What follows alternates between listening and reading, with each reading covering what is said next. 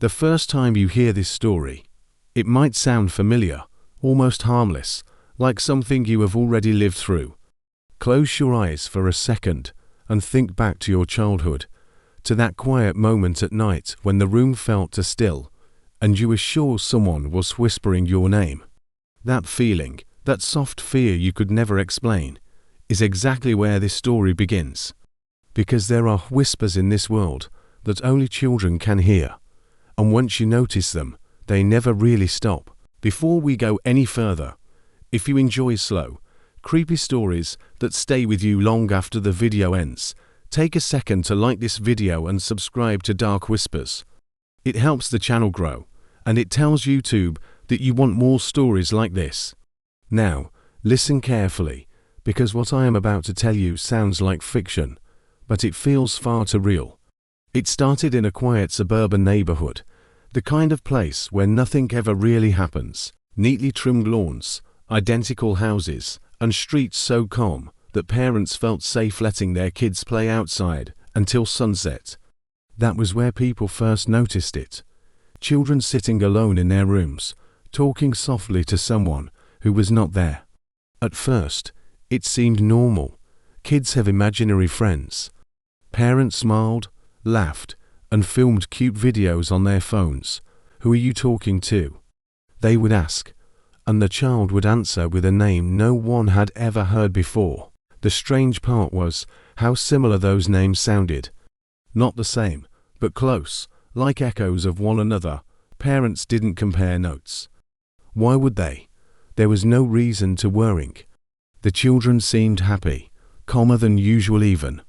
They would sit for hours, nodding, listening, sometimes smiling at the empty space in front of them, as if someone was telling them a secret only they were allowed to hear. As days passed, parents began to notice small changes. The kids started waking up tired, dark circles under their eyes, like they had been up all night talking. When asked what they discussed with their invisible friends, the answers were vague. "They tell me stories," one child said. "They teach me songs," said another. Some parents felt a strange chill when their kids mentioned the songs, because the melodies were unfamiliar, low and slow, and the children hummed them under their breath without realizing it. Then one evening, a mother named Sarah stood outside her son's bedroom door, listening. Her 6-year-old, Ethan, was whispering softly. She couldn't hear the words clearly, but there was a pause between his sentences, like he was waiting for a reply. When she opened the door, the room went silent. Ethan was sitting on his bed, eyes fixed on the corner of the room. "Say good night," Sarah said gently. Ethan tilted his head, listening, then whispered, "He says he'll see me later." Sarah laughed nervously and turned off the light, telling herself she was overthinking things. That night, she dreamed of whispers crawling through the dark, wrapping around her ears, calling her name in voices too soft to understand.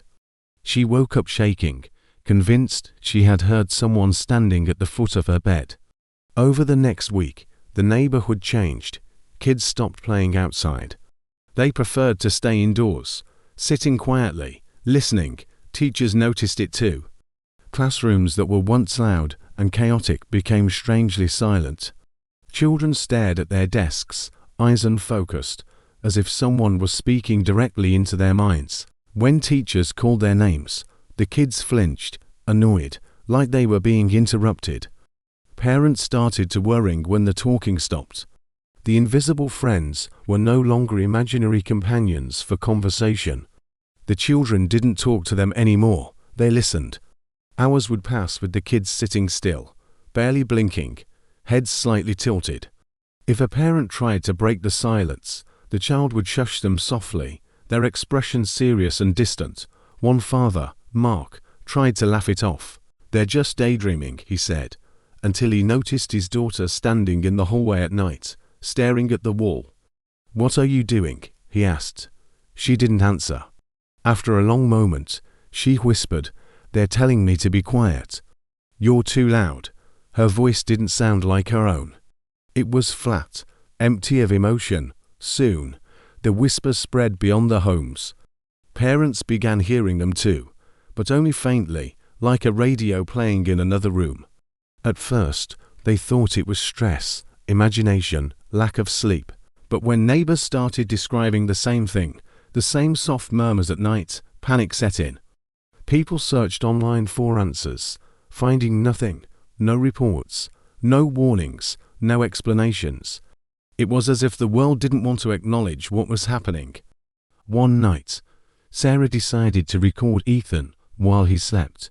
She placed her phone on the dresser and left the room. In the morning, she watched the footage. 4 hours, nothing happened. Then, around 3:17 a.m., Ethan sat up in bed. His eyes were open, but he didn't look awake. His lips moved slightly, not speaking, just breathing.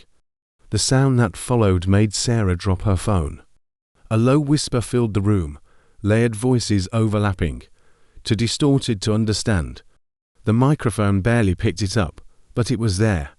When she showed the video to her husband, he told her to delete it. "You're scaring yourself," he said, though his hands were shaking. That same day, Ethan stopped responding to his name.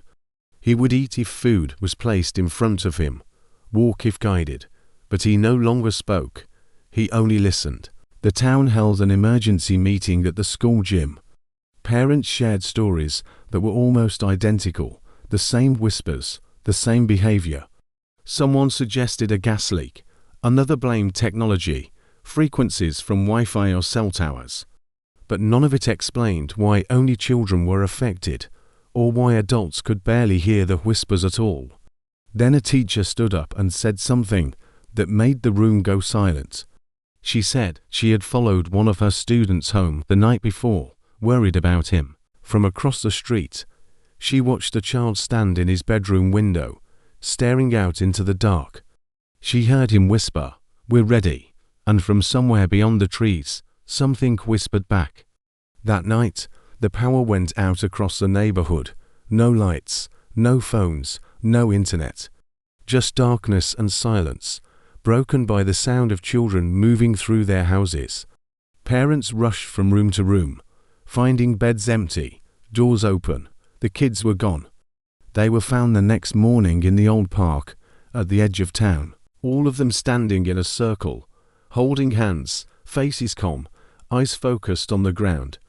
When their parents ran toward them, the children spoke in unison, their voices overlapping in a way that didn't sound human. "You can't hear them," they said. "You're too old." Emergency services arrived, but nothing could explain what had happened. The children were returned to their families, but they were not the same. They spoke less, slept less, and spent hours staring into corners, into shadows, into empty rooms. Doctors found nothing wrong. Therapists made no progress. The whispers were still there. Over time, some families moved away. Others tried to pretend everything was normal.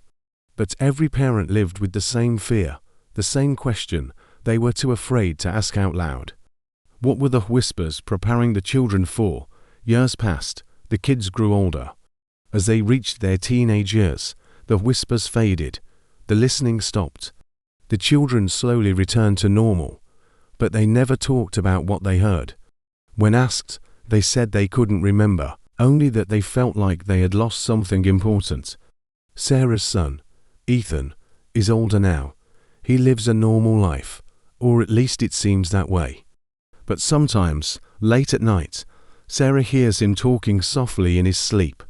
Not whispering, listening, and every time she asks him about it the next morning, he smiles and says, "It's nothing, Mom, just memories. If you're listening to this story, and you have kids, or younger siblings, or if you remember having an imaginary friend who felt a little too real, pay attention. Listen to the silence in their rooms. Notice when the talking stops and the listening begins. Because the whispers never really leave, they just wait. And if, tonight, you hear a soft voice calling your name from the dark, don't answer. Some things are not meant for us to hear.